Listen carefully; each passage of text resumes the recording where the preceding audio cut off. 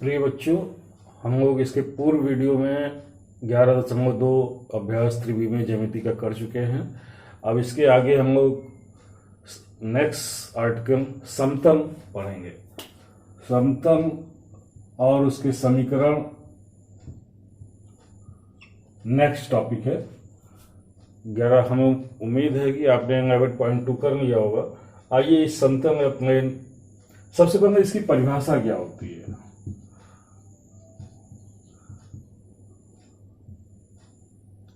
परिभाषा इसकी समझिए। समतल वह पृष्ठ या वह सतह है जिस पर स्थित दो बिंदुओं को मिलाने वाली रेखा का प्रत्येक बिंदु उस पृष्ठ पर या सतह पर स्थित होता है। अर्थात ये देखिए, अगर ये कोई समतल है तो समतल वह पृष्ठ व सतह होती है जिस पर स्थित किन्हीं दो बिंदुओं के मिलाने पर उन दोनों बिंदुओं को मिलाने वाली रेखा का प्रत्येक बिंदु जो है समतल पर स्थित होता है या पृष्ठ पर स्थित होता है। अब नेक्स्ट हम लोग इसमें पढ़ेंगे इसके समीकरण, समतल के समीकरण। समतल के समीकरण कई हैं। पहला है जैसे अभिलंब रूप में समतल का समीकरण। अभिलंब रूप में समतल का समीकरण। दूसरा है किसी दिए गए बिंदु ए से जाने वाले दिए गए बिंदु ए से जाने वाले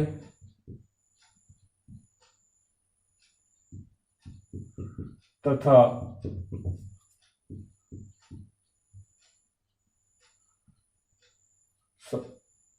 समतल के अभिलंब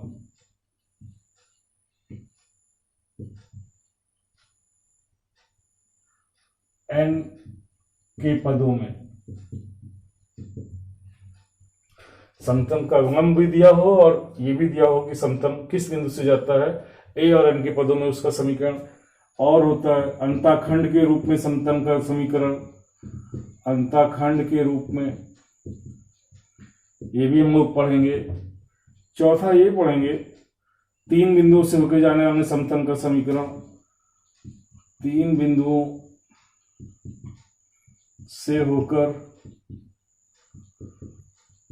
जाने वाले समतल का समीकरण। और हम लोग एक चीज और पढ़ेंगे,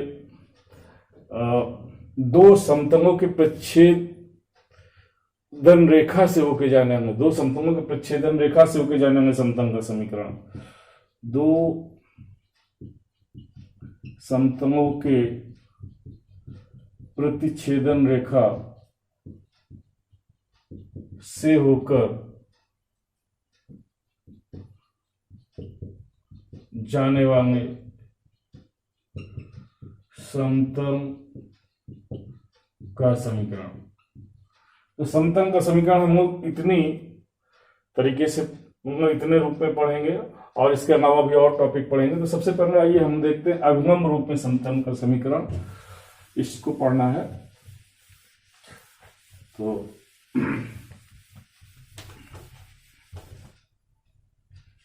अभिलंब रूप में समतल का समीकरण।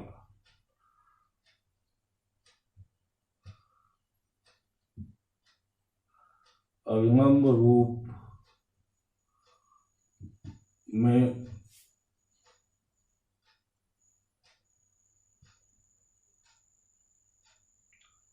समतल का समीकरण। देखिए, माना पाई कोई समतल है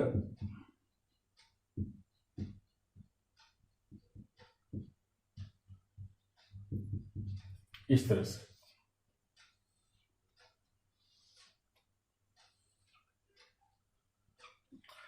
और मूल देखिए यहां पर मूल बिंदु ये है, इस मूल बिंदु इसको कहेंगे, क्या कहेंगे, मूल बिंदु। ठीक है, तो मूल बिंदु से इस पर डाला गया लंब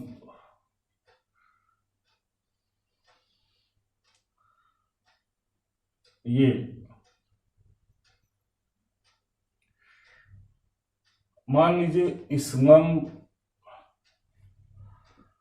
मूल बिंदु से इस पर डाले गए लंब की लंबाई d है और इस दिशा में इकाई सदिश यूनिट वेक्टर n है।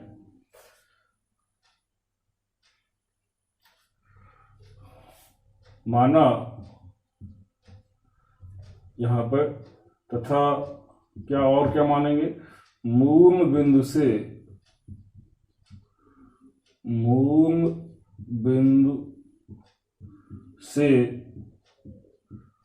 समतल पर डाले गए लंब की लंबाई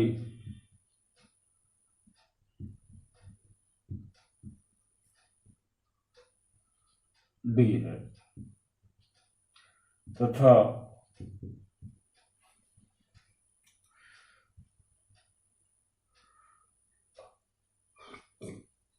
इस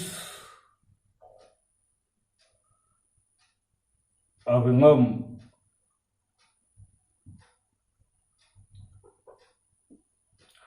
या इसको ऐसे समझ सकते हैं, तब यह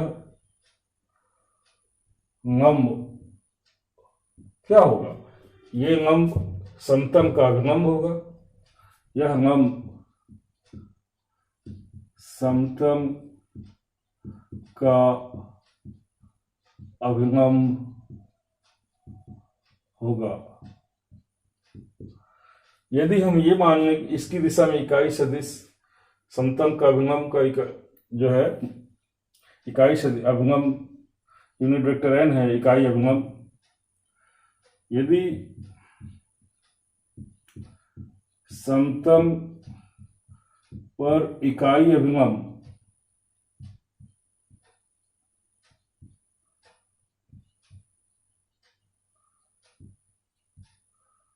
बराबर यूनिट वेक्टर n, तब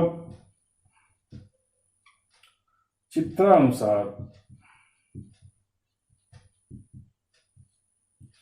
आपको ON वेक्टर जो आएगा, ON वेक्टर इसका परिमाण हो गया d, इसकी लंबाई हमने d, और इसकी दिशा इकाई सदिश इसी दिशा में हमारा ON वेक्टर है, तो इकाई सदिश यूनिट वेक्टर n, दोनों का गुणा कर देंगे तो हमें ON वेक्टर आ जाएगा। तो वेक्टर ON बराबर हो जाएगा d into unit vector n, ये ON वेक्टर।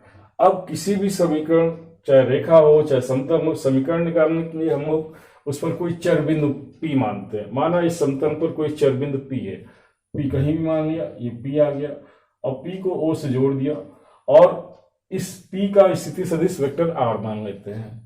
तो यहां से इसको ऐसे जोड़ दीजिए,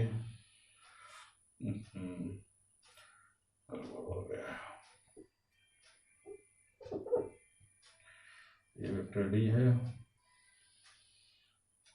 अरे यार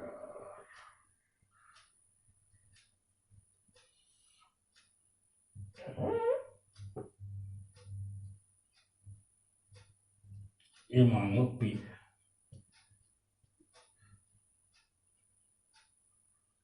ये वेक्टर R,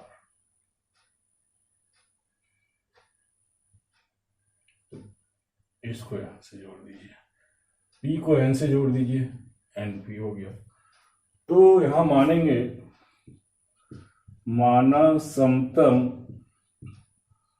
पर चर बिंदु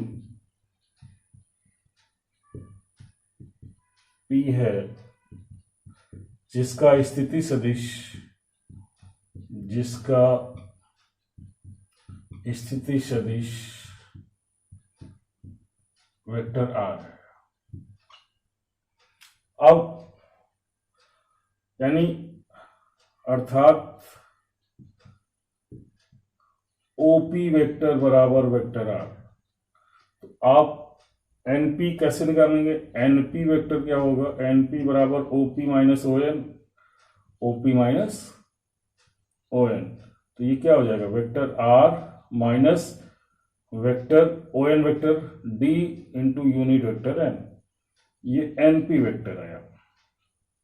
अब आप देखिए एनपी वेक्टर समतल पर स्थित है और ये यहां मूल बिंदु पे लंब है, यानी इसके बीच का कोण कितना होगा? 90। ये इस पे परपेंडिकुलर है। तो चूंकि vector NP is perpendicular to O N vector, O N और एनपी परपेंडिकुलर है एक दूसरे पर, लंब है पर, तो लंब है तो आप अदिश गुणन से जानते हैं एनपी डॉट ओ एन क्या होगा? 0। यदि दो सदिश परस्पर लंब होते हैं तो उनके सदिश जो है सदिशों का अदिश गुणन 0, डॉट प्रोडक्ट 0। तो एनपी की वैल्यू क्या है? एनपी है R minus D into unit vector N minus O N, O N की माइनस नहीं sorry, dot D into unit vector N बराबर 0। तो यहां पर अब आप देखिए ये डी तो अचर राशि है, कांस्टेंट है, अदिश राशि है, इसको भाग दे देंगे 0 से तो ये चला जाएगा। Vector R minus D unit vector N dot unit vector N बराबर 0, 0 बटे डी बराबर 0। अब यूनिट वेक्टर एन का अंदर डॉट प्रोडक्ट करेंगे तो ये क्या हो जाएगा? Vector R dot unit vector N minus D into unit vector N dot unit vector N बराबर 0। और यूनिट वेक्टर एन और यूनिट वेक्टर एन दोनों सेम सदिश है तो एन डॉट एन इसकी वैल्यू 1 आएगी और इनके बीच का कोण 0। तो मॉड ऑफ एन कॉस 0, तो यहां पे 1 होगा इनका मान। तो ये क्या आ जाएगा? R dot unit vector N minus D into 1 बराबर 0। ये क्या आ गया सूत्र? Vector R dot unit vector N बराबर डी। ये सूत्र आ गया, यानी vector R dot unit vector N बराबर डी, यही आपका सदिश रूप में समतल का समीकरण। जहां पर ये क्या है? ये अभिलंब है, समतल का अभिलंब, उसका इकाई सदिश यानी इकाई अभिलंब, समतल पर इकाई अभिलंब। और ये डी क्या है? मूल बिंदु से समतल पर डाले गए लंब की लंबाई। ये सूत्र है। तो आप इस तरह से ये सदिश रूप में समतल का समीकरण है। इसी को हम अदिश रूप कार्तीय रूप में समतल का समीकरण निकालेंगे। आइए देखते हैं कार्तीय रूप में कैसे निकालते हैं। ये तो सदिश रूप था।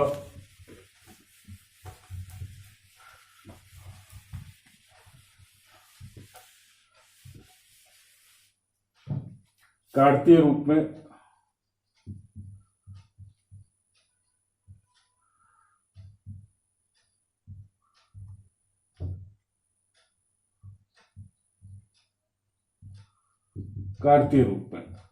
तो आप सदिश रूप में समतल का समीकरण क्या पढ़े हैं? सदिश रूप में समतल का समीकरण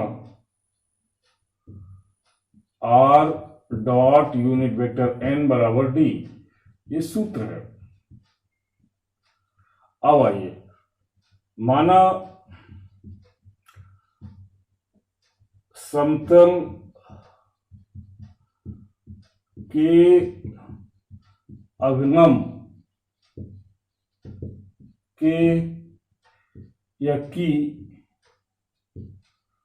दिक् को जाएं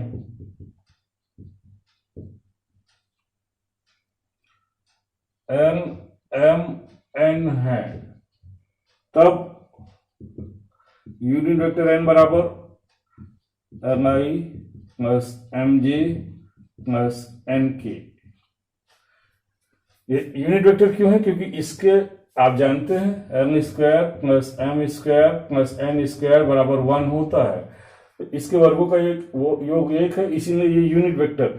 और एन एम एन दिक् अनुपात का भी काम करती है, यानी जितनी भी दिक् कोज्जाएं हैं, किसी भी रेखा की दिक् कोज्जाएं दिक् अनुपात होती हैं, परंतु दिक् अनुपात दिक् कोज्जाएं नहीं होती हैं।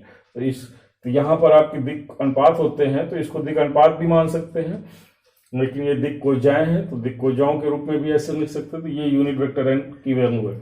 और अगर हम मानते हैं तथा वेक्टर आर को ये मान लीजिए x I plus Y J plus Z के, तो इन दोनों का मान यहाँ पुट कर दें तो देखिए क्या आता है, X I plus Y J plus Z K, इसका dot product M I plus M J plus N K बराबर डी। आप डॉट प्रोडक्ट आई का आई के साथ डॉट प्रोडक्ट 1, जे का जे के साथ 1, के के साथ 1, बाकी से इसके साथ 0, तो आप इसका डॉट प्रोडक्ट करेंगे तो N X plus M Y plus N Z बराबर डी, ये सूत्र आ जाएगा। ये समतल का समीकरण किस रूप में? कार्तीय रूप में, कार्टेशियन फॉर्म में, जहां एम एम एन ये जो है इस समतल की दिक् कोज्जाएं हैं, और डी जो है, डी क्या है? समतल की मूल बिंदु से दूरी, मूल बिंदु से लंबवत दूरी, ये समतल की मूल बिंदु से लंबवत दूरी है। अब एक बात और आपको बता दें, इसी में ये आप समझ गए होंगे कि यदि